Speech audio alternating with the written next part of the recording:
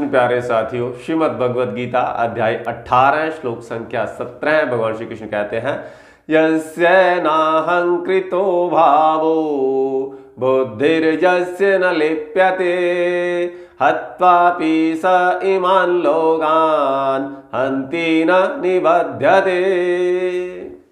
भाइयों बहनों, भगवान श्री कृष्ण कहते हैं अर्जुन से कि हे अर्जुन, जिस साधक के अंतःकरण में मैं करता हूं ऐसा भाव नहीं है, मतलब वो ये मान लेता है कि मैं काम को करने वाला नहीं हूं, तथा जिसकी बुद्धि सांसारिक पदार्थों में और कर्मों में लिपायमान नहीं है, अर्थात उसकी जो बुद्धि है वो सात्विक प्रकार से होती है, वो संसार के भावों में लिप्त नहीं होती, जिसके अंदर इस बात का अहंकार नहीं है कि मैं करता हूं।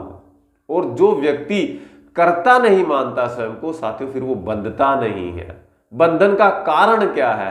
जब व्यक्ति कुछ कार्यों को करता है और वो ये मानने लगता है कि ये कार्य मैंने किए हैं, यदि उसने ऐसा मान लिया तो फिर उसके कार्यों से तो उसे बंधना ही पड़ेगा। जो भी उसको फल मिलेगा, चाहे अच्छा मिले चाहे बुरा मिले, चाहे मिला जुला मिले, फिर तो उसको उसके फल को भोगना ही पड़ेगा। परंतु जिसने स्वयं को कर्ता माना ही नहीं, फिर भगवान कहते हैं ऐसा जो योगी है वो सारे संसार को वास्तव में मार कर भी किसी को नहीं मारता, अर्थात वो पाप कर्म से लिप्त हो जाता नहीं है, वो पाप से लिप्त नहीं होता। फिर वो जैसे कोई व्यक्ति फौज में भर्ती हो जाता है, सेना में है, वो सामने दुश्मन के ऊपर गोली चलाता है, उन दुश्मनों को मार डालता है, तो क्या उसे उन दुश्मनों को गोली मारने का पाप लगता है? जी नहीं, बिल्कुल नहीं लगता है। फिर वो पाप से नहीं बंधता, क्योंकि वो कर्तापन का जो भाव है उस समय वो नहीं है। उस समय वो देश की रक्षा के लिए खड़ा हुआ है, उसका कोई निजी विरोध नहीं है उस सैनिकों के साथ में।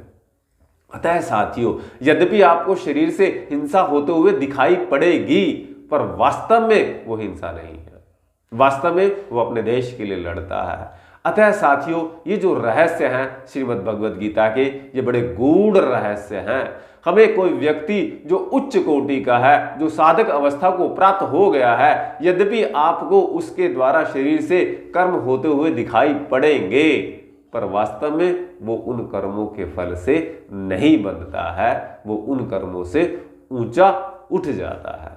साथियों, आपने देखा होगा जैसे अग्नि है, अग्नि का स्वभाव क्या है? जलाना है। अब कोई उस खाने से रोटी बना लेता है और कोई उससे आग लग जाती है, घर का नुकसान हो जाता है। तो इस कार्य के द्वारा अग्नि को किसी प्रकार भी ना तो कोई पाप लगता है ना पुण्य लगता है। क्यों? क्योंकि वो अपने स्वभाव के अनुसार कार्य करती है।